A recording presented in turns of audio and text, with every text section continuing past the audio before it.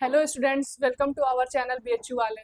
आज हम शुरू करते हैं बीएचयू के एमए ज्योग्राफी के प्रीवियस ईयर क्वेश्चन से। तो पिछले वीडियो में हम 2015 के प्रीवियस ईयर क्वेश्चन देखे थे और आज हम 2016 के प्रीवियस ईयर क्वेश्चन से स्टार्ट करेंगे। ठीक है, तो आपको बीएचयू का पेपर पैटर्न पिछले वीडियो से पता ही चल गया होगा कि कितने क्वेश्चन आते हैं और कैसे करने होते हैं और पेपर का लेवल कैसा है। ठीक, तो ये आपकी बेसिक प्रिपरेशन के लिए है, ताकि आपको पता चल सके कि कैसा क्वेश्चन आता है, क्वेश्चन का लेवल कितना है। ठीक, तो आज का वीडियो हम शुरू करते हैं। सबसे पहला क्वेश्चन हमारा है, which which among the following planets is smaller in size then the earth. निम्न में से कौन सा ग्रह आकार में पृथ्वी से छोटा है? सैटर्न, जुपिटर, नेपच्यून या फिर विनस। तो हम इसका सही आंसर हो जाएगा विनस, क्योंकि जो विनस है ये अर्थ से, हमारी पृथ्वी से छोटा ग्रह है। बाकी जो है सैटर्न, जुपिटर और नेपच्यून, ये सब जायंट प्लैनेट्स इनको कहते भी हैं और ये हमारी अर्थ से इनका साइज बड़ा है। ठीक है, नेक्स्ट क्वेश्चन बढ़ते हैं। विच among the following planets is the second largest one in the solar system. निम्न में से कौन सा ग्रह सौर मंडल का दूसरा सबसे बड़ा ग्रह है? मरकरी, अर्थ, सैटर्न या फिर यूरेनस। तो आपको पता होना चाहिए कि सबसे बड़ा ग्रह हमारे सोलर सिस्टम का वो है जुपिटर। जुपिटर के बाद जो सेकंड लार्जेस्ट प्लैनेट है, जो बड़ा मतलब सेकंड लार्जेस्ट प्लैनेट है हमारे सोलर सिस्टम का, वो है सैटर्न। ठीक, तो ये जो है काफ़ी बेसिक क्वेश्चन है जो कि हमारे सोलर सिस्टम से पूछे जा रहे हैं। ठीक, नेक्स्ट क्वेश्चन की तरफ बढ़ते हैं। Which imaginary line is located at 0 degree latitude divides the earth into northern and southern hemisphere. शून्य डिग्री अक्षांश पर स्थित कौन सी काल्पनिक रेखा पृथ्वी को उत्तरी एवं दक्षिणी गोलार्ध में बांटती है?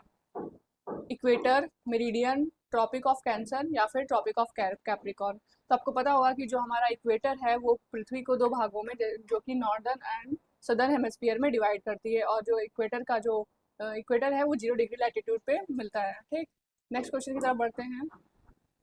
Ozone holes are more pronounced at. Ozone क्षेत्र ज्यादा पाए जाते हैं कहाँ पे? इक्वेटर पे, ट्रॉपिक ऑफ कैंसर पे, ट्रॉपिक ऑफ कैप्रिकॉर्न पे या फिर पोल्स पे। तो इसका सही आंसर हो जाएगा पोल्स। जो हमारा जो ओजोन में जो होल पाया जा रहा है वो सबसे ज्यादा पोलर रीजन में पाया जा रहा है। ठीक, नेक्स्ट क्वेश्चन की तरफ बढ़ते हैं। विच of the following is not associated with volcanism. निम्न में से कौन ज्वालामुखी क्रिया से संबंधित नहीं है? ऑक्सबो लेक, डाइक, क्रेटर या फिर बैथोलिथ। तो आपको पता होगा जो ये ऑक्सबो लेक हमारी है, ये ऑक्सबो लेक जो है ये रिवर के द्वारा बनाई जाती है। ये रिवर के इरोजनल फीचर में ऑक्सबो लेक आती है। और जो ये डाइक है, क्रेटर है, बैथोलिथ है, ये सब वॉल्केनो से बनते हैं। ठीक, नेक्स्ट क्वेश्चन है, the mass of water vapour per unit volume of air is known as. प्रति इकाई आयतन में उपस्थित जलवाष्प की मात्रा को कहते हैं relative humidity, specific humidity, absolute humidity और वेरिएबल ह्यूमिडिटी। तो इसका सही आंसर हो जाएगा एब्सोल्यूट ह्यूमिडिटी। जो per unit volume of air में वाटर वेपर का मास प्रेजेंट होता है उसको एब्सोल्यूट ह्यूमिडिटी कहते हैं। नेक्स्ट क्वेश्चन हमारा है, द हॉटेस्ट प्लैनेट इज। सबसे गर्म ग्रह कौन सा है? तो मरकरी, विनस, जुपिटर या फिर सैटर्न। तो इसका सही आंसर हो जाएगा विनस। आप लोगों को लगेगा कि हॉटेस्ट प्लैनेट है, सबसे नजदीक है मरकरी सन के पास, तो यही गर्म होगा। नहीं, लेकिन विनस सबसे ज्यादा गर्म होता है। ठीक, नेक्स्ट क्वेश्चन हमारा है, residual hill in the desert region is known as. मरुस्थलीय क्षेत्र में अवशिष्ट पहाड़ी को कहते हैं पेनीप्लेन, इंसलबर्ग, प्लाया या फिर स्टेलेक्टाइट। तो इसका सही आंसर हो जाएगा इंसलबर्ग। जो रेसिडुअल हिल्स डेजर्ट रीजन में पाई जाती है वो इंसलबर्ग है। ये एरिड टोपोग्राफी में आता है। ठीक, और जो स्टेलेक्टाइट है तो कास्ट टोपोग्राफी है। ठीक, नेक्स्ट क्वेश्चन हमारे हम बढ़ते हैं, विच of the following represents a process of chemical weathering. निम्न में से कौन सा रासायनिक अपक्षय को के प्रक्रम को दर्शाता है? ठीक, thermal expansion and contraction, mass exfoliation, hydration या फिर फ्रॉस्ट एक्शन। तो जो हमारा हाइड्रेशन का प्रोसेस है ये केमिकल वेदरिंग को बताता है। ठीक, 10वें क्वेश्चन पे हम अपने पहुंच रहे हैं। The most ideal condition for chemical weathering is found in. रासायनिक अपक्षय के लिए आदर्शतम स्थिति पाई जाती है cold and dry region, hot and humid region, hot and dry region या फिर कोल्ड एंड ह्यूमिड रीजन। जो केमिकल वेदरिंग के लिए सबसे आइडियल कंडीशन होती है वो कहाँ पे पाई जाती है? कोल्ड या ड्राई रीजन में, हॉट एंड ह्यूमिड रीजन में या फिर हॉट एंड ड्राई रीजन में या फिर कोल्ड एंड ह्यूमिड रीजन में। तो आपको पता होगा कि जो केमिकल वेदरिंग है वो सबसे ज़्यादा हॉट एंड ह्यूमिड रीजन में होती है। ठीक, नेक्स्ट क्वेश्चन हमारा है instrument used for recording intensity of earthquake is known as. Earthquake की इंटेंसिटी जिस उपकरण से भूकंप की तीव्रता मापी जाती है उसे कहते हैं बैरोग्राफ, हाइड्रोग्राफ, पेंटोग्राफ या फिर सिस्मोग्राफ। तो इस हमारे जो ऑप्शंस हैं इसमें जो दिया गया है इससे सिस्मोग्राफ सही ऑप्शन हो जाएगा, जिससे कि इंटेंसिटी अर्थ की इंटेंसिटी मापते हैं, ठीक। लेकिन अर्थक्वेक की इंटेंसिटी मापते हैं, लेकिन जो अर्थक्वेक का मैग्नीट्यूड है उसके लिए मतलब रिक्टर स्केल का यूज़ करते हैं, और इंटेंसिटी को प्रेजेंट करने के लिए मर्कली स्केल का भी यूज़ करते हैं, ठीक। नेक्स्ट क्वेश्चन है हमारा which factor influence ocean currents. कौन से जो निम्नलिखित दिए गए कौन से फैक्टर्स हैं जिससे हमारा ओशन करंट इन्फ्लुएंस होता है। Earth rotation, winds across the ocean, density of the ocean water या फिर कन्वेक्शन करंट। तो ये जो सारे फैक्टर्स हैं जैसे कि अर्थ रोटेशन हो गया, विंड्स अक्रॉस द ओशन हो गया, density of the ocean water या फिर कन्वेक्शन करंट, ये सारे फैक्टर्स जो हैं ओशन करंट्स को इन्फ्लुएंस करते हैं। तो जो हमारा ऑप्शन है option 4 A B C and D ये सही हो जाएगा, क्योंकि जब अर्थ रोटेट करती है तो अर्थ के रोटेशन का भी ओशन करंट पे प्रभाव पड़ता है, ठीक। और विंड्स जो मतलब ऑफ शोर बहती हैं या फिर ऑन शोर बहती हैं उससे भी करंट पे इफेक्ट पड़ता है। नेक्स्ट क्वेश्चन है हमारा विच of the following influence the oceanic salinity. निम्नलिखित में से कौन महासागरीय लवणता को प्रभावित करता है। लैंड, रिवर वाटर, विंड या फिर एज फ्रॉम वॉल्केनोज। तो जो हमारा रिवर वाटर है वो ओशनिक सैलिनिटी को प्रभावित करता है, तो ठीक। नेक्स्ट क्वेश्चन हमारा है in which of the following oceans the direction of oceanic current is reversed with season। निम्न में से किस महासागर में ऋतु परिवर्तन के साथ महासागरीय धारा की दिशा बदल जाती है। Pacific ocean, Atlantic ocean, Indian ocean या फिर आर्कटिक ओशियन। तो जो हमारा इंडियन ओशियन है इसमें ओशन करंट की डायरेक्शन जो है सीजन के साथ बदल जाती है, ठीक। नेक्स्ट क्वेश्चन की तरफ हम बढ़ते हैं। नेक्स्ट क्वेश्चन हमारा है which of the following represents age of the earth. निम्न में से कौन सा पृथ्वी की आयु को दर्शाता है। 4.6 million years, 4.6 billion years, 13.7 billion years या फिर 20 बिलियन ईयर्स। तो आपको पता होगा जो हमारे पृथ्वी की एज है वो है 4.6 बिलियन ईयर्स, ठीक। तो ये ऑप्शन हमारा सही हो जाएगा। नेक्स्ट क्वेश्चन है which of the following heavenly bodies have been excluded from the list of planets। निम्न में से किस आकाशीय पिंडी को ग्रहों की सूची से अलग कर दिया गया है। एकदम नॉर्मल सा क्वेश्चन जिसमें ऑप्शन है हमारा यूरेनस, नेपच्यून, प्लूटो या फिर मार्स। तो इसका सही आंसर हो जाएगा प्लूटो। प्लूटो को अब जो साइंटिस्ट हैं वो एक ग्रह नहीं मानते हैं, क्योंकि पहले वो प्लैनेट की डेफिनेशन दूसरी थी जिससे कि प्लूटो को प्लैनेट कंसिडर किया जाता था, लेकिन जब 2006 में प्लैनेट्स की डेफिनेशन को चेंज किया गया तो तब से प्लूटो जो है वो प्लैनेट में नहीं आता, ये डॉर्क प्लैनेट है, ठीक। नेक्स्ट क्वेश्चन हमारा है which of the following represents the inner planets. निम्नलिखित में से आंतरिक ग्रह कौन से हैं। Planets between the sun and the belt of asteroids, planets between the earth and the Neptune, planets in the gaseous states या प्लैनेट्स विदाउट सैटेलाइट्स, ठीक। तो जो हमारा सन जब सबसे पहले हमारे सोलर सिस्टम में हमारा सन है, ठीक। उसके बाद मरकरी, विनस, अर्थ, मार्स, उसके बाद बीच में हमारा ये एक एस्ट्रॉइड बेल्ट है, ठीक। उसके बाद तब जुपिटर के बाद तब सैटर्न, यूरेनस और नेपच्यून, ठीक। ये सारे हमारे प्लैनेट्स हैं। तो जो हमारा इनर प्लैनेट्स है वो इस एस्टेरॉइड बेल्ट के पहले ये जो सारे प्लैनेट्स हैं इनको हम इनर प्लैनेट्स बोलते हैं, और इस एस्टेरॉइड बेल्ट के बाहर जो सारे प्लैनेट्स हैं उनको आउटर प्लैनेट या फिर जायंट प्लैनेट्स बोलते हैं, ठीक है। तो जो सन और एस्टेरॉइड बेल्ट के बीच में प्रेजेंट है वो सारे प्लैनेट जो है हमारे हैं इनर प्लैनेट्स। और ये जो ऑप्शन है planets between the earth and the Neptune, तो नहीं, अर्थ और नेपच्यून के बीच में तो मतलब नहीं, ये ऑप्शन भी हमारा गलत है। और ये जो आउटर प्लैनेट्स है उनको गैसियस प्लैनेट्स भी बोलते हैं, ठीक। नेक्स्ट क्वेश्चन की तरफ बढ़ते हैं हम। Who among the following was the first to consider the possibility of Europe, Africa and America have been located side by side। निम्न में से किसने सर्वप्रथम यूरोप, अफ्रीका और अमेरिका के साथ स्थित होने की संभावना व्यक्त की। Alfred Wegener, Arthur Holmes, Edmund Hess या फिर अब्राहम ऑर्टेलियस। तो इसका सही आंसर हो जाएगा अब्राहम ऑर्टेलियस। अब्राहम ऑर्टेलियस बताए थे कि जो यूरोप, अफ्रीका और अमेरिका है ये सब साइड बाई साइड प्रेजेंट है, ठीक है। नेक्स्ट क्वेश्चन की तरफ है finger lakes are commonly formed by the action of. Finger lakes का निर्माण सामान्यतया किसके द्वारा निर्मित होता है। रिवर्स, वेव्स, ग्लेशियर्स या फिर विंड। तो जो फिंगर लेक्स है वो हमारी ग्लेशियल टोपोग्राफी है, ग्लेशियर्स के द्वारा फिंगर लेक्स को बनाया जाता है। ठीक, the concept of normal cycle of erosion was propounded by, normal cycle of erosion का कॉन्सेप्ट किसके द्वारा दिया गया था? सामान्य अपरदन चक्र की अवधारणा किनके द्वारा दी गई? Albert Penck, W.M. Davis, Charles Darwin या फिर A.N. स्ट्रालर। तो जो हमारे डेविस थे वो नॉर्मल साइकिल ऑफ इरोजन को दिए थे। नेक्स्ट क्वेश्चन हमारा है, block mountains are form by, block mountains किस प्रोसेस के थ्रू फॉर्म होते हैं? फोल्डिंग, फॉल्टिंग, वॉल्केनिक एक्शन या फिर डेन्यूडेशन। तो जो हमारे ब्लॉक माउंटेन्स होते हैं वो फॉल्टिंग के कारण बनते हैं। ठीक है, नेक्स्ट क्वेश्चन की तरफ बढ़ते हैं। नेक्स्ट क्वेश्चन हमारा है, most of the weather phenomena is observed in, अधिकांश मौसम संबंधी घटनाएं दिखती हैं, जो सारी वेदर फिनोमेना है वो हमारे एटमॉस्फेयर के किस लेयर में पाई जाती हैं? ट्रोपोस्फियर, स्ट्रेटोस्फियर, आयनोस्फियर या फिर मेसोस्फियर। जो हमारा ट्रोपोस्फियर है सबसे ज़्यादा वेदर फिनोमेना यहीं पे पाई जाती हैं। ठीक, नेक्स्ट क्वेश्चन है हमारा, relative humidity refers to the, relative humidity क्या बताती है?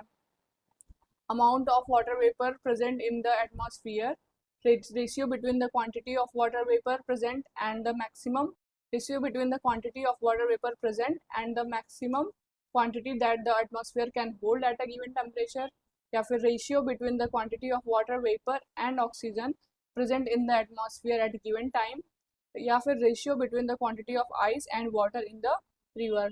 जो रिलेटिव ह्यूमिडिटी हमारी वो बताती है कि रेशियो क्या है क्वांटिटी ऑफ वाटर वेपर जितना प्रेजेंट है एटमॉस्फेयर में और मैक्सिमम क्वांटिटी जो एटमॉस्फेयर होल्ड कर सकता है एट अ गिवन टेम्परेचर। ठीक, तो जो हमारा सेकंड ऑप्शन है वो इस क्वेश्चन के लिए सही हो जाएगा।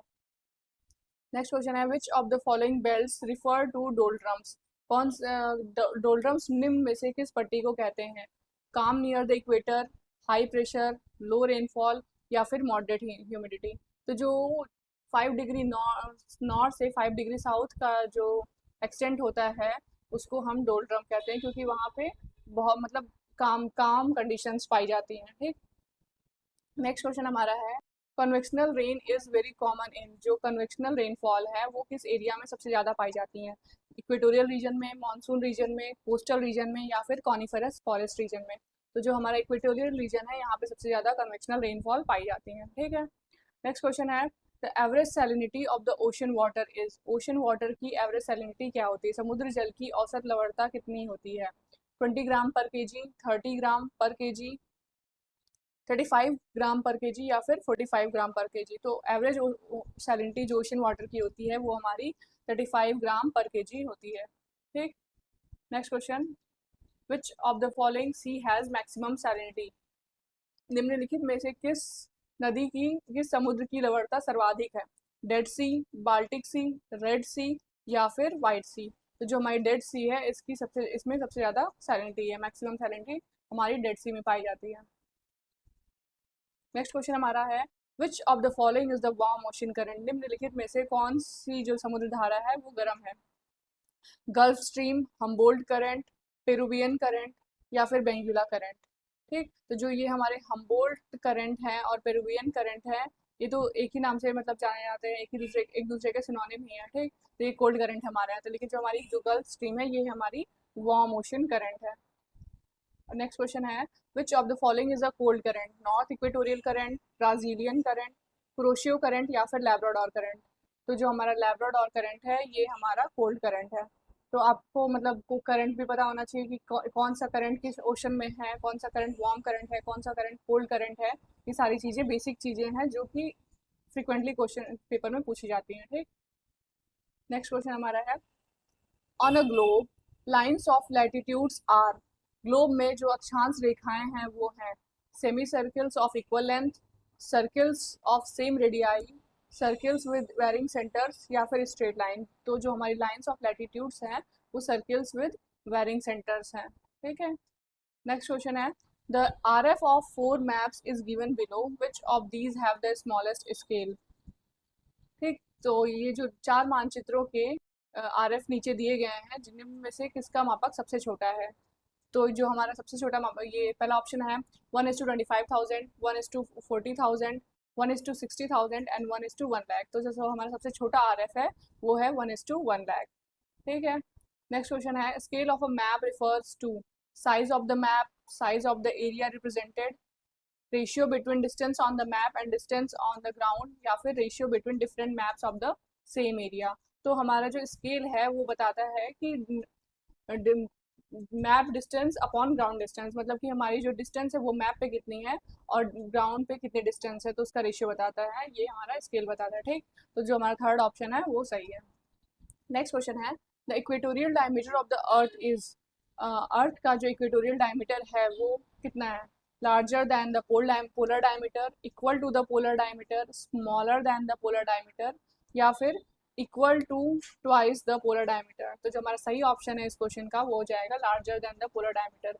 अर्थ का जो इक्वेटोरियल डायमीटर है वो उसके पोलर डायमीटर से बड़ा है। ठीक, नेक्स्ट क्वेश्चन है, the longitude determining Indian standard time passes through, जो भारतीय मानक समय को निर्धारित करने वाली देशांतर रेखा गुजरती है, चेन्नई, इलाहाबाद, दिल्ली या फिर मुंबई। तो जो इंडियन स्टैंडर्ड टाइम की जो लाइन है, लॉन्गिट्यूड है, वो इलाहाबाद से गुजरती है। ठीक, इलाहाबाद मतलब नियर, इलाहाबाद के पास मिर्जापुर डिस्ट्रिक्ट है, उधर से गुजरती है। ठीक, नेक्स्ट क्वेश्चन हमारा है, अ ग्रेट सर्कल इज, एक वृहद वृत्त है, क्या है?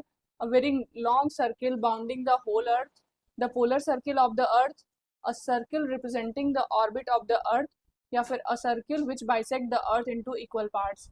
तो जो हमारा ग्रेट सर्किल है वो रिप्रेजेंट करता है सर्किल को जो अर्थ को दो इक्वल पार्ट में डिवाइड करता है। ठीक है, नेक्स्ट क्वेश्चन है, the shortest distance between any two places, the shortest distance between any two places on the earth is measured, पृथ्वी पर किसी दो स्थानों के बीच की दूरी मापी जाती है, किसके हेल्प से? Along the great circle route, along the meridian, along the latitude, या फिर अलोंग द इक्वेटर।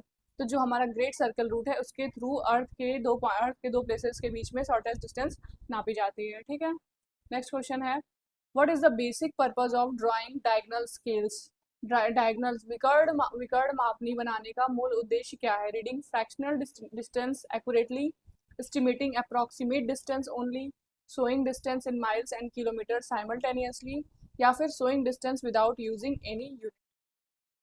जिसका हमारा सही ऑप्शन है वो हो जाएगा रीडिंग फ्रैक्शनल डिस्टेंसेस एक्यूरेटली। जो डायगोनल स्केल बनाते हैं हम लोग वो fractional distance accurately, fractional distance को जानने के लिए बनाते हैं। ठीक, नेक्स्ट क्वेश्चन है, what is indicated by spacing of contour lines, contour lines की स्पेसिंग हमको क्या बताती है? स्लोप की डायरेक्शन बताती है, स्लोप की डिग्री बताती है, लैंड यूज बताती है, या फिर रिलीफ फीचर बताती है। तो आपको पता होगा, आप जो हमारे कॉन्टूर लाइन के बीच की स्पेसिंग है वो स्लोप की डिग्री बताती है कि हमारा स्लोप कितना जेंटल है, कितना स्टीप स्लोप हमारा है। ठीक, तो नेक्स्ट क्वेश्चन है, the ruggedness of skyline is shown in, क्षितिज के उतार चढ़ाव को दर्शाया जाता है कंपोजिट प्रोफाइल में, प्रोजेक्टेड प्रोफाइल में, सुपर इम्पोज प्रोफाइल में, या फिर सीरियल प्रोफाइल में। तो जो स्काई लाइन की रगडनेस है वो हमको सीरियल प्रोफाइल में दिखाई जाती है। ठीक, नेक्स्ट क्वेश्चन है, the scale of a map is 1 centimeter is equal to 2.5 kilometre and its RF will be, इसका RF क्या होगा? तो जो हमारा, आपको पता है कि जो हमारा RF है वो है map distance upon ground distance. ठीक, RF क्या होता है? Map distance upon ground distance. ठीक, तो इसमें जो 1 सेंटीमीटर, इसको मतलब हम, इसका RF क्या होगा? तो इसका जो इसमें जो ऑप्शन दिए हैं उसमें से इसका आंसर हो जाएगा 1:2,50,000। ठीक,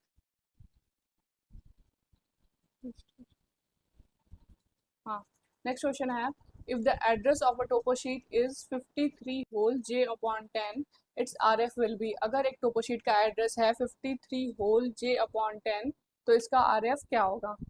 तो इसका सही आंसर हो जाएगा 1:50,000। जब हम लोग आगे इसको डिस्कस करेंगे या फिर आप डिटेल में पढ़ेंगे तो इसको मतलब सॉल्व करके आपको निकालना पड़ेगा। ठीक है, नेक्स्ट क्वेश्चन हमारा है, find out the steepest gradient among the following, निम्न में से किसमें तीव्रतम ढाल प्रवणता होगी? तो इसमें जो ये जो हमारा पहला ऑप्शन है 1:50, ये सबसे ज़्यादा स्टीपेस्ट होगा। ठीक है, नेक्स्ट क्वेश्चन की तरफ बढ़ते हैं, pressure condition on a map can be shown with the help of, तो मैप पे जो है प्रेशर कंडीशन किसकी मदद से दर्शाई जाती है? आइसोबार, आइसोहाइट, आइसोथर्म्स, या फिर आइसोनेप्स। तो जो हमारे आइसोबार्स होते हैं वो मैप पे प्रेशर कंडीशन को दर्शाते हैं। ठीक है, नेक्स्ट क्वेश्चन है, the bearing of 200 degree can be converted to reduced bearing as, ये भी हमारा क्वेश्चन, मतलब हम यूजी लेवल पे इस क्वेश्चन को पढ़े थे, तो इसको अभी सॉल्व करने की बजाय हम इसका डायरेक्ट ऑप्शन पे चलते हैं। ठीक, कौन south 70 degree east, south 70 degree west, या फिर साउथ 20 डिग्री ईस्ट, या साउथ 20 डिग्री वेस्ट। तो इसका सही ऑप्शन हो जाएगा साउथ 20 डिग्री वेस्ट। ठीक, नेक्स्ट क्वेश्चन है when two or more contour lines meet at a place the slope of the land will be. जब एक या जब दो से ज़्यादा कॉन्टूर लाइन एक प्लेस में मिलती हैं, तो जो लैंड का स्लोप होगा वो कैसा होगा? स्टीप, जेंटल, यूनिफॉर्म, या फिर वर्टिकल।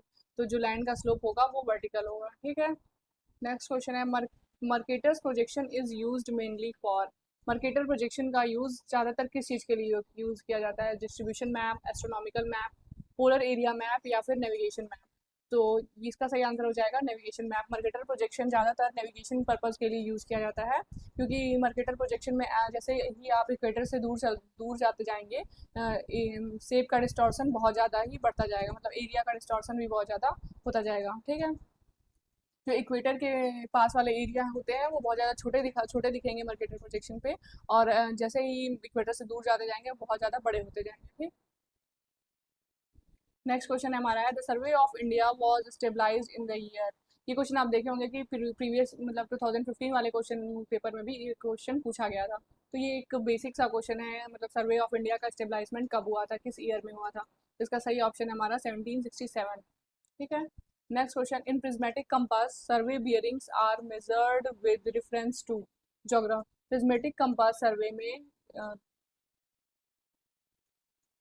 जो डायरेक्शन होती है, prismatic compass survey bearings are measured with reference to geographic north, grid north, magnetic north, या फिर अज्यूम्ड नॉर्थ। तो इसका सही आंसर हो जाएगा मैग्नेटिक नॉर्थ। जो प्रिज्मेटिक कंपास सर्वे है उसमें जो बियरिंग्स हैं वो मैग्नेटिक नॉर्थ के रेफरेंस में मेजर की जाती हैं। नेक्स्ट क्वेश्चन हमारा है mount Etna an active volcano is located in. Mount Etna जो कि एक सक्रिय ज्वालामुखी है, वो कहाँ स्थित है? इटली में, फ्रांस में, इजिप्ट में, या फिर दुबई में। तो इसका सही आंसर हो जाएगा इटली में। जब कल स्ट्रोम्बोली माउंटेन वाला, वॉल्केनिक माउंटेन वाला जो लास्ट वीडियो में हमारा क्वेश्चन था कि lighthouse of the Mediterranean sea किसको कहते हैं, तो उसमें जब ऑप्शन दिए हुए थे तो उसमें हम आपको बताए थे कि माउंट एटना इटली में प्रेजेंट है। ठीक, नेक्स्ट क्वेश्चन है A diagram showing average monthly temperature and rainfall conditions at a particular station is। किसी स्टेशन पर औसत मासिक तापमान और वर्षा की स्थिति को दर्शाने वाले आरेख को कहते हैं। कोई जो डायग्राम हमारा है वो शो कर रहा है एवरेज मंथली टेम्परेचर और रेनफॉल कंडीशन। ठीक, तो कौन सा हमारा ग्राफ है, कौन सा डायग्राम है जो कि एवरेज मंथली टेम्परेचर और रेनफॉल की कंडीशन को बताता है? हिटरग्राफ, क्लाइमोग्राफ, थर्मोग्राफ, या फिर बैरोग्राफ। ठीक, तो ये जो हमारा क्लाइमोग्राफ है ये एवरेज मंथली टेम्परेचर और रेनफॉल कंडीशन को किसी भी पर्टिकुलर स्टेशन पे बताता है, दर्शाता है। ठीक, तो ये क्वेश्चन भी हमारा 2015 वाले पेपर में पूछा हुआ था। ठीक है, नेक्स्ट क्वेश्चन है who among the following coined the term geography. निम्नलिखित में से किसने भूगोल शब्द का इजाद किया? हेरोडोटस, गैलीलियो, इराटोस्थनीज, या फिर अरिस्टोटल। तो जो हमारे इराटोस्थनीज हैं उन्होंने पहली बार जियोग्राफी टर्म का यूज किया था। ठीक, नेक्स्ट क्वेश्चन हमारा है which of the following question is related to the cause effect relationship. निम्न में से कौन सा प्रश्न कारण कारक संबंध से संबंधित है? तो ये हो जाएगा हमारा why, what, where and when. तो इसका आंसर है वाई। ऐसे क्वेश्चंस तो अब आना बंद हो गए हैं, ये मतलब एक एक्सेप्शन है। ठीक, तो नेक्स्ट क्वेश्चन हमारा है equatorial region is characterized by rainfall. Equatorial वर्षा की दृष्टि से विषुवत रेखीय प्रदेश की विशेषता क्या होती है? मतलब इक्वेटोरियल रीजन में किस टाइम पे रेनफॉल होती है? Through out the year, mainly in summer, mainly in winter, या फिर मेनली इन ऑटम। तो जो हमारा इक्वेटोरियल रीजन है वहाँ पे through out the year rainfall होती रहती है। ठीक, नेक्स्ट क्वेश्चन है मेडिटेरेनियन रीजन रिसीव्स रेनफॉल। जो भूमध्य सागरीय प्रदेशों में जो वर्षा होती है वो किस टाइम पे होती है? Through out the year, mainly in summer, mainly in winter, mainly in spring. तो जो मेडिटेरेनियन रीजन है वहाँ पे ज़्यादा जो रेनफॉल होती है वो विंटर के टाइम पे होती है। तो हमारा थर्ड ऑप्शन सही है। ठीक, next question distribution of human population is highly uneven mainly because.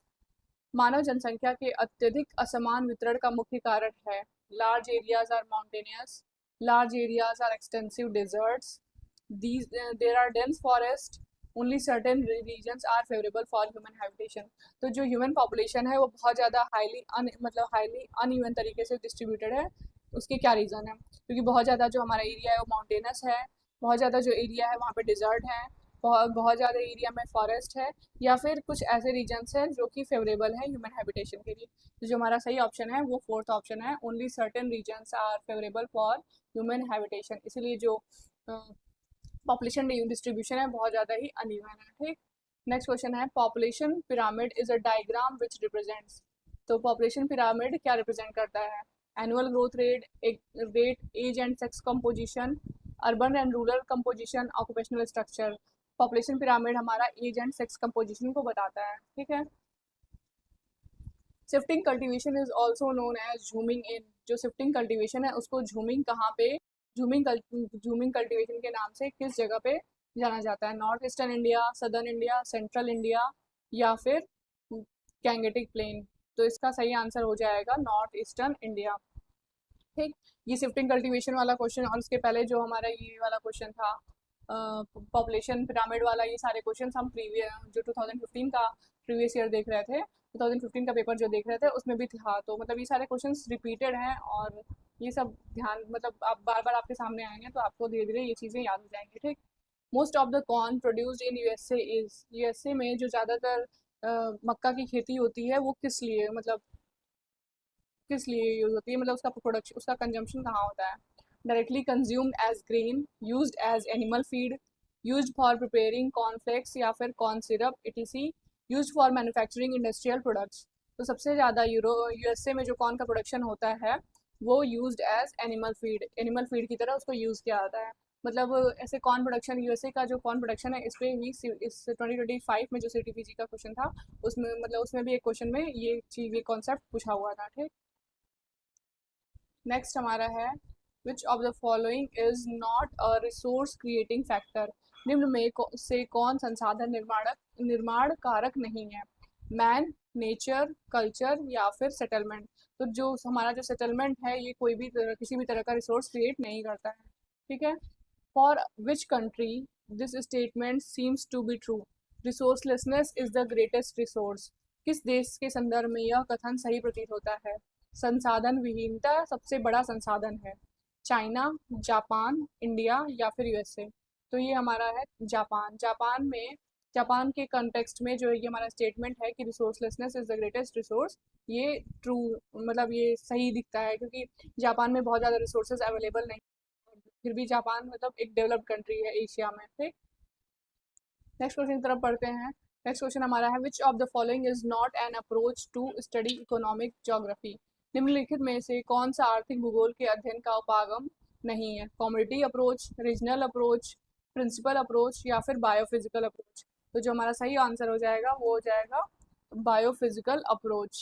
ठीक, तो पिछले जो पिछला वाला जो हमारा पेपर था उसमें पूछा था कि इकोनॉमिक ज्योग्राफी पढ़ने के लिए कौन सी अप्रोच है जिससे इकोनॉमिक ज्योग्राफी को पढ़ी जा सकती है। तो उसमें हमारा ऑप्शन दिए हुए थे जिसमें कि कम्युनिटी अप्रोच एक सही आंसर था। ठीक है, नेक्स्ट क्वेश्चन हमारा है 62 नंबर का question. The concept of locational triangle was given by. अवस्थापना त्रिभुज की अवधारणा दी गई किसके द्वारा? Alfred weber, DM Smith, CD Harris, या फिर डब्ल्यू क्रिस्टेलर। तो जो हमारे अल्फ्रेड वेबर थे वो लोकेशनल ट्रायंगल का कॉन्सेप्ट दिए थे। ठीक, नेक्स्ट क्वेश्चन की तरफ हम बढ़ते हैं। नेक्स्ट क्वेश्चन हमारा है the ideal location for an iron and steel industry is. जो लौ एवं इस्पात उद्योग की स्थापना के लिए जो आदर्श स्थिति है वो क्या है?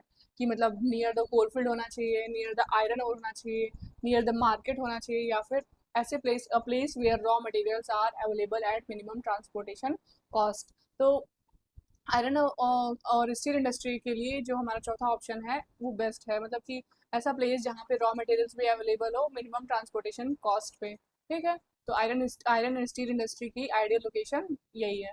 ठीक, नेक्स्ट क्वेश्चन हम बढ़ते हैं। The first Arab geographer to give an account of the periodic wind was.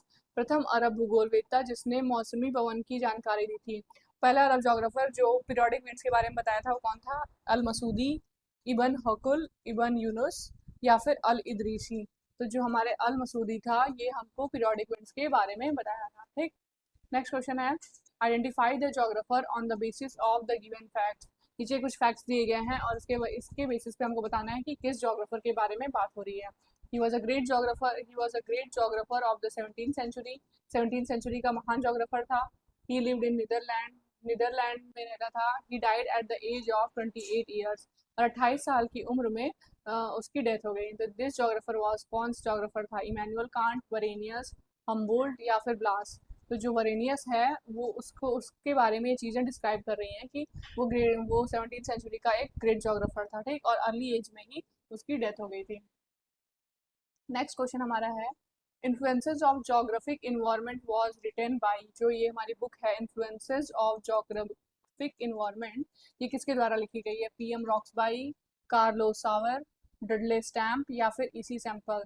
तो ये इसी सैंपल के द्वारा लिखी गई है हमारी book influences of geographic environment, ठीक है। हुज स्टेटमेंट इज दिस, किसका कथन है? The role of man is like a traffic controller, कि मानव की भूमिका एक यातायात नियंत्रक की तरह है। ग्रिफिथ टेलर, AJ हर्बसन, OHK स्पेट या फिर George George टैथम।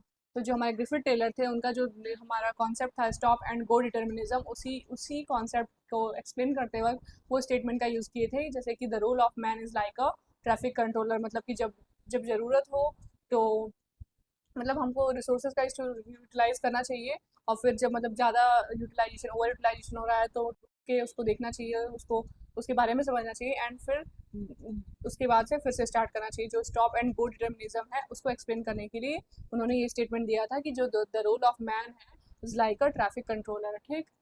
Next next question हमारा है who among the following is not a determinist. निम्न में से कौन नियतिवादी नहीं है? हम्बोल्ट, रिटर, इसी सैंपल या फिर ब्लास। तो जो हमारे जो ब्लास हैं वो पॉसिबिलिज्म, पॉल डी ब्लास जो है वो हमारे पॉसिबिलिज्म का कॉन्सेप्ट दिए थे, और ये जो बाकी तीन जोग्राफर हैं ये डिटर्मिनिस्टिक जोग्राफर हैं, ठीक है। नेक्स्ट क्वेश्चन है middle path between the concept of determinism and possibilism is. नियतिवाद और संभववाद के बीच का जो मध्यम मार्ग है वो क्या है? न्यू डिटर्मिनिज्म, प्रोबेबिलिज्म, डुअलिज्म या फिर प्रैग्मेटिज्म। तो आपको पता है कि जो मिडिल पाथ है डिटर्मिनिज्म एंड पॉसिबिलिज्म का वो है न्यू डिटर्मिनिज्म, ठीक। नेक्स्ट क्वेश्चन है which of the following events did not happen in 1859। निम्नलिखित में से कौन सी घटना 1859 में नहीं घटी थी? Death of Humboldt, death of Ritter, publication of Origin of species या फिर birth of BLAS.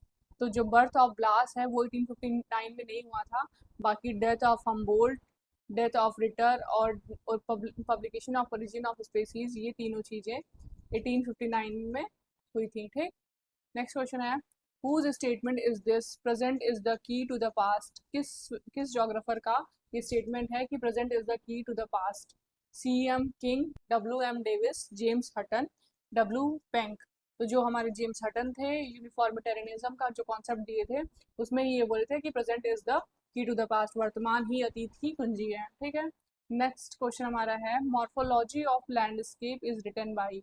Morphology of landscape जो बुक है वो किसके द्वारा लिखी गई है? Carl Sauer, Ellsworth Huntington, Patrick Geddes या वॉल्टर क्रिस्टेलर।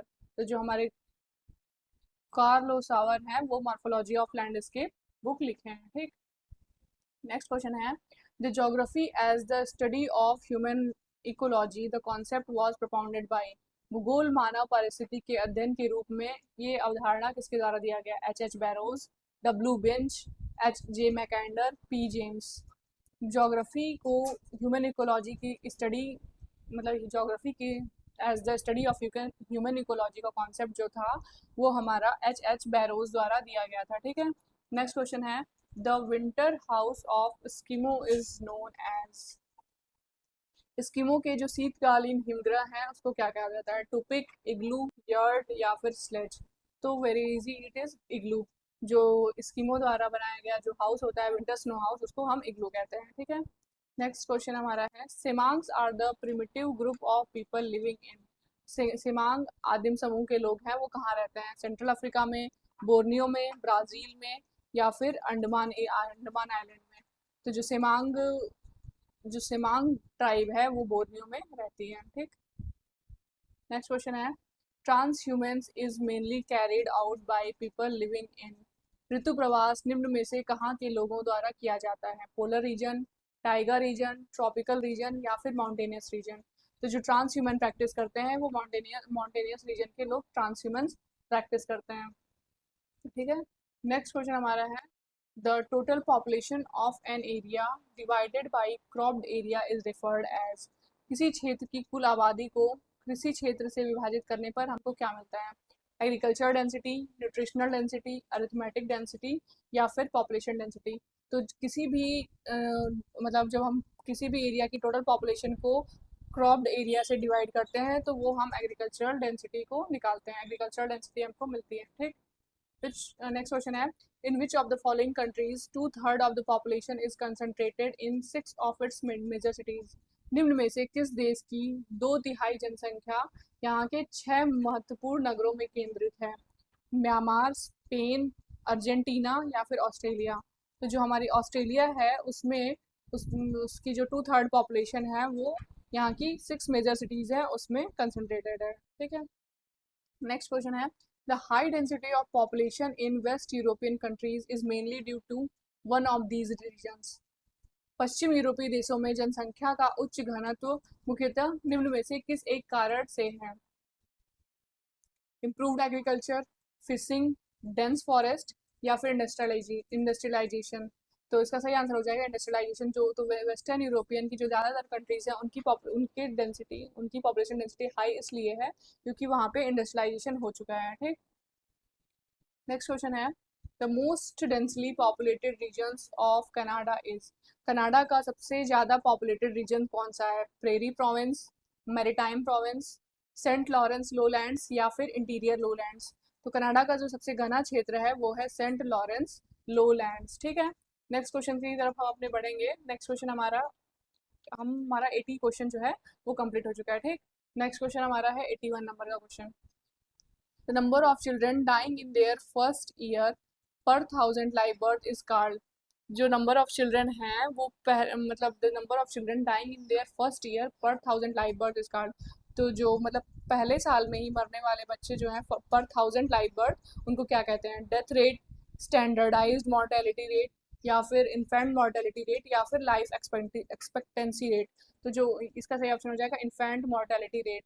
तो जो बच्चे 1 साल पूरा करने से पहले ही मर जाते हैं उनको वो इन्फेंट मॉर्टेलिटी रेट में आते हैं। ठीक, नेक्स्ट क्वेश्चन है developed countries of the world are suffering from population problem most important among them are. जो हमारे डेवलप्ड कंट्रीज हैं वो कुछ पॉपुलेशन प्रॉब्लम सफ़र कर रही हैं, उनमें से कुछ इंपॉर्टेंट प्रॉब्लम्स हैं। ठीक, वो क्या है? एजिंग प्रॉब्लम, माल न्यूट्रिशन, अनएम्प्लॉयमेंट या फिर लैक ऑफ बेसिक एमिनिटीज़। तो ऑब्वियस ही बात है जो हमारे डेवलप्ड कंट्रीज़ है वहाँ पे अनएम्प्लॉयमेंट कम ही होगा, मतलब डेवलपिंग या फिर अंडर डेवलप्ड कंट्रीज से। तो ठीक, माल न्यूट्रिशन भी कम होगा, लैक ऑफ बेसिक एमिनिटीज़ तो बिल्कुल ही कम होगा। ठीक, मतलब ऑलमोस्ट नेग्लिजिबल होगा। तो जो हमारी डेवलप्ड कंट्रीज़ हैं जैसे कि जापान हो गया, चाइना हो गया, ये सारी एजिंग प्रॉब्लम को फेस कर रही हैं। ठीक, नेक्स्ट क्वेश्चन है demographic transition theory shows that the main determinant of population growth is the nature of balance between. जो डेमोग्राफिक ट्रांजिशन थ्योरी है वो दिखाती है कि पॉपुलेशन द मेन जो पॉपुलेशन को बैलेंस करता है वो क्या है? Immigration and immigration, फेकंडिटी and fertility and migration या फिर फर्टिलिटी एंड मॉर्टेलिटी। तो इसका सही आंसर हो जाएगा फर्टिलिटी एंड मॉर्टेलिटी, क्योंकि जो पॉपुलेशन का बैलेंस है वो फर्टिलिटी रेट और मॉर्टेलिटी रेट पे ही डिपेंड करता है। ठीक, नेक्स्ट क्वेश्चन है which type of economic activity is fishing. मछली पालन किस तरह की आर्थिक क्रिया है? प्राइमरी, सेकेंडरी, टर्शियरी या फिर क्वीनरी। तो जो हमारी मछली पालन है वो प्राथमिक या प्राइमरी एक्टिविटीज़ में आता है। ठीक, नेक्स्ट क्वेश्चन है conservation of natural resource aims at one of the following. प्राकृतिक संसाधन के संरक्षण का उद्देश्य निम्न में से एक है? Complete ban on the use of natural resources, partial restriction on the use of natural resources, rational use of natural resources या फिर profitable use of natural resources. ठीक, तो कंप्लीट बैन हम नेचुरल रिसोर्सेज का मतलब यूज़ का कर नहीं सकते, पार्शियल रिस्ट्रिक्शन लगा सकते हैं, लेकिन हाँ, ये जो हमारा थर्ड ऑप्शन है rational use of natural resources, वो हमारा बेस्ट ऑप्शन होगा, ठीक, जो कि हम नेचुरल रिसोर्स को कंजर्व करने के लिए यूज कर सकते हैं।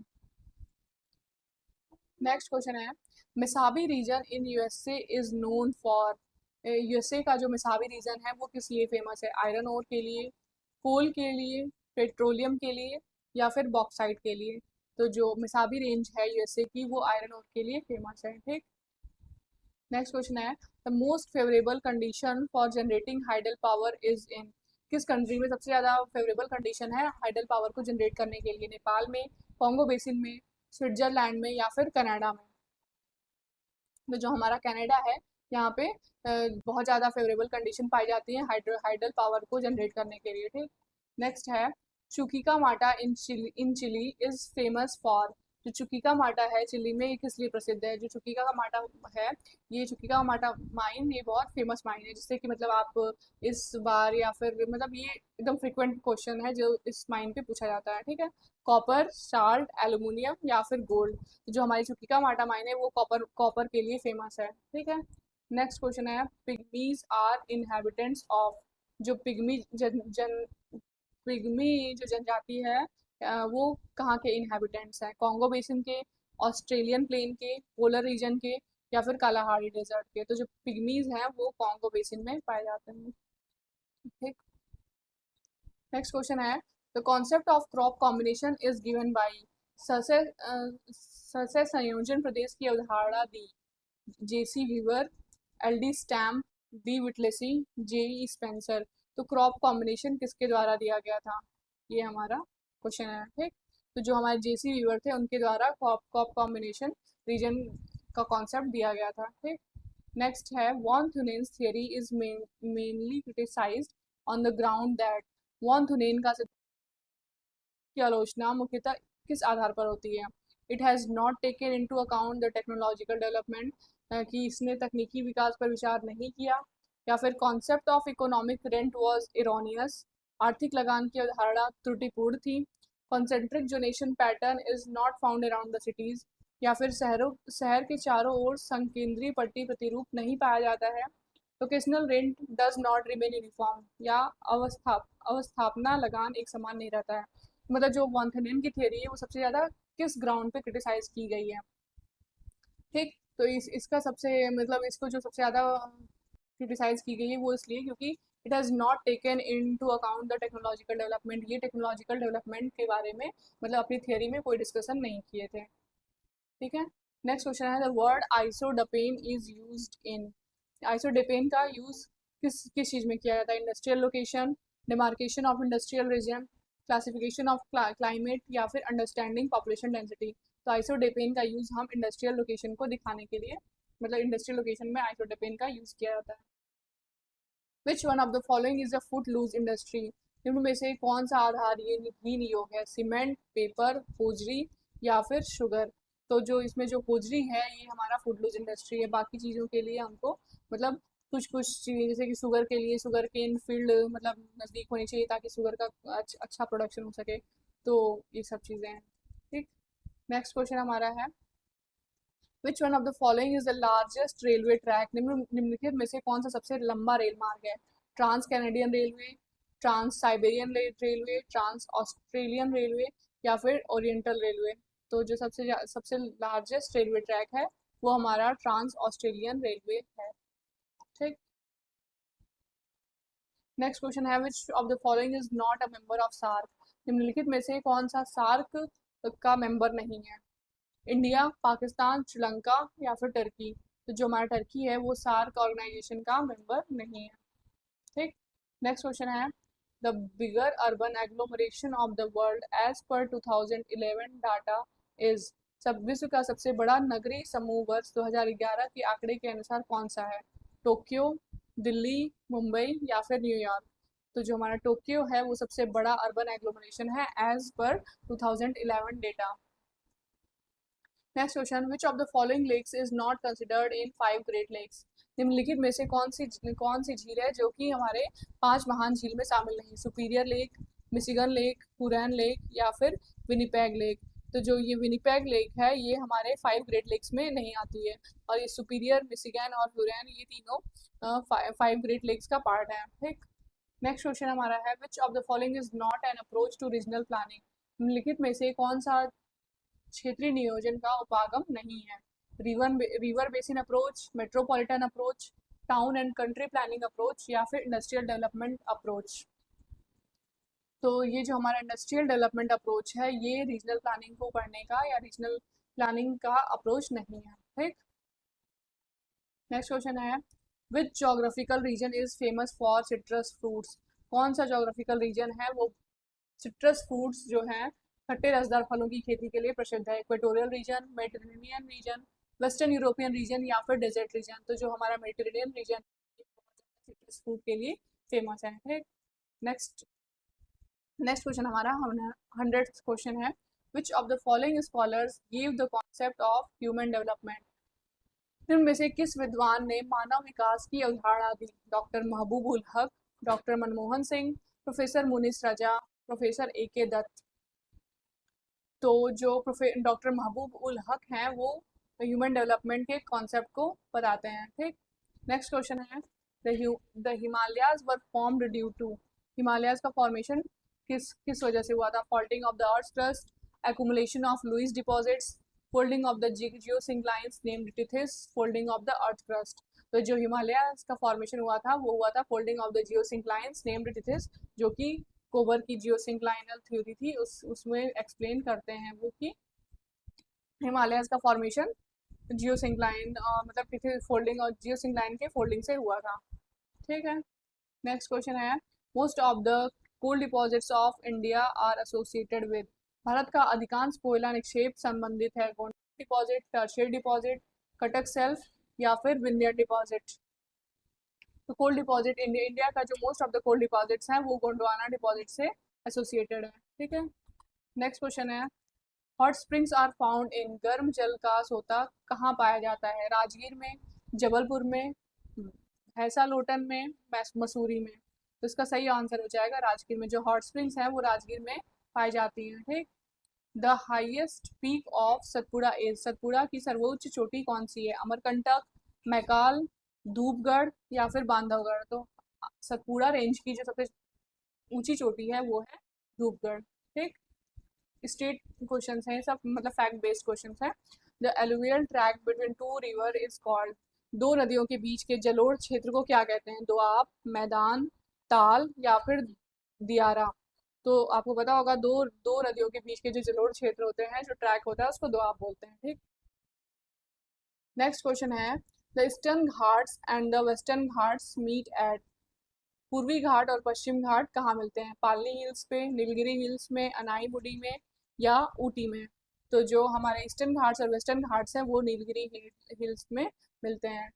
ठीक है, नेक्स्ट क्वेश्चन है the largest river of peninsular India is. प्रायद्वीपीय भारत की सबसे लंबी नदी कौन सी है? गोदावरी, कृष्णा, कावेरी या फिर महानदी। तो हमारे प्रायद्वीपीय भारत की या फिर पेनिनसुलर इंडिया की जो सबसे लंबी नदी है वो है गोदावरी। ठीक, next question which river is known as Tsangpo in Tibet. किस नदी को तिब्बत में सांगपो के नाम से जाना जाता है? सतलज, इंडस, कोसी या फिर ब्रह्मपुत्र। तो हमारी ब्रह्मपुत्र नदी को सांगपो के नाम से जाना जाता है तिब्बत में। नेक्स्ट क्वेश्चन है which river is known as cultural divide of India. भारत की किस नदी को सांस्कृतिक विभाजक कहते हैं? इंडस, गंगा, नर्मदा या फिर गोदावरी। तो जो हमारी गंगा नदी है उसको सांस्कृतिक विभाजक कहते हैं क्योंकि गंगा को मतलब ऐसा नॉर्थ और साउथ इंडिया को अलग करती है। ठीक है, next question the term regur refers to. The जो रेगुर शब्द है वो किस किस रेगुर शब्द से क्या आशय है? Laterite swell, black cotton swell, red swell या फिर एलुवियल स्वेल। तो जो रेगुर शब्द है वो ब्लैक कॉटन स्वेल के लिए यूज किया जाता है। नेक्स्ट क्वेश्चन हमारा है according to 2011 census which of the Indian states has highest population density. 2011 census के अकॉर्डिंग कौन से इंडिया का स्टेट है जिसमें सबसे ज़्यादा पॉपुलेशन डेंसिटी है? बिहार, मध्य प्रदेश, उत्तर प्रदेश, पंजाब या फिर मध्य प्रदेश। तो सबसे ज़्यादा जो पॉपुलेशन डेंसिटी है वो बिहार में पाई जाती है। ठीक, नेक्स्ट क्वेश्चन है, according to 2011 census the total number of towns in India is. 2011 जनगणना के अनुसार भारत में शहरों की कुल संख्या क्या है? 5161, 7035, 7935 या फिर 8015। तो जो भारत 2011 सेंसस के अकॉर्डिंग जो total number of towns in India है वो है 7935। ठीक, in how many countries Indian census has classified Indian towns. भारतीय जनगणना विभाग ने भारतीय शहरों को कितने श्रेणी में बांटा है? 4 श्रेणी में, 6 श्रेणी में, 10 श्रेणी में या फिर 15 श्रेणी में। तो इंडियन सेंसस जो है इंडियन टाउन्स को वो 6 मतलब इंडियन टाउन्स का क्लासिफिकेशन 6 पार्ट में किया है, 6 कैटेगरी में किया हुआ है। ठीक, नेक्स्ट क्वेश्चन है, which of the following cities is located on the bank of river Ganga. Ganga शहर सॉरी निम्न में से कौन सा शहर गंगा नदी के किनारे बसा है? ऋषिकेश, दिल्ली, लखनऊ या फिर जौनपुर।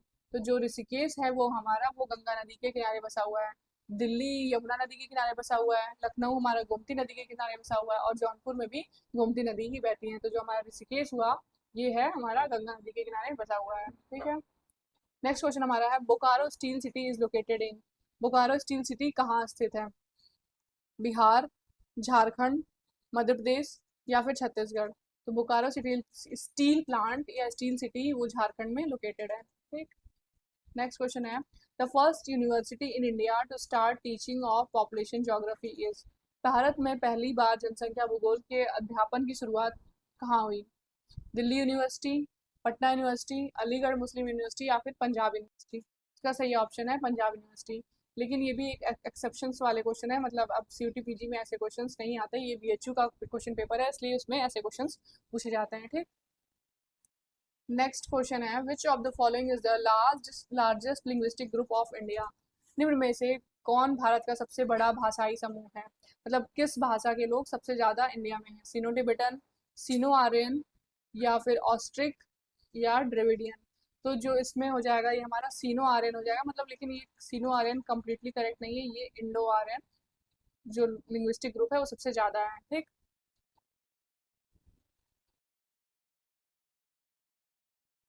नेक्स्ट हमारा है, या फिर अगर इसमें मतलब इस ऑप्शन में सीनो आर्यन है तो उसके अलावा इसमें ड्रेविडियन भी हो सकता है। ठीक है, नेक्स्ट क्वेश्चन है, which of the following is the main reason for female migration in India. निम्न में से कौन सा भारत में स्त्री प्रवास का मुख्य कारण है?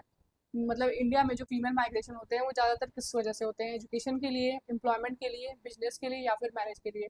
तो इंडिया में जो ज़्यादातर फीमेल माइग्रेशन होते हैं वो मैरिज की वजह से होते हैं। ठीक है, नेक्स्ट क्वेश्चन है, which of the following facts is incorrect in the case of India. कौन सा फैक्ट इंडिया के केस में इनकरेक्ट है? India accounts for about 2.5% of the world's land area, या फिर India accounts for 4% of the world's water resource, India accounts for 16% of the world's population, India has the highest population density in the world. तो जो ये हमारा चौथा option है ये India के रिगार्डिंग इनकरेक्ट है, कि इंडिया में मतलब कि इंडिया में सबसे ज़्यादा पॉपुलेशन डेंसिटी है वर्ल्ड में। नेक्स्ट क्वेश्चन है, which of the following is non renewable sources of energy. निम्न में से कौन सा ऊर्जा का अनवीकरण स्रोत नहीं है? हाइडल, थर्मल, सोलर या फिर विंड पावर। जो हमारा जो थर्मल एनर्जी है वो non renewable source of energy है। ठीक, नेक्स्ट क्वेश्चन है, रीजनल प्लानिंग रिलेट्स टू।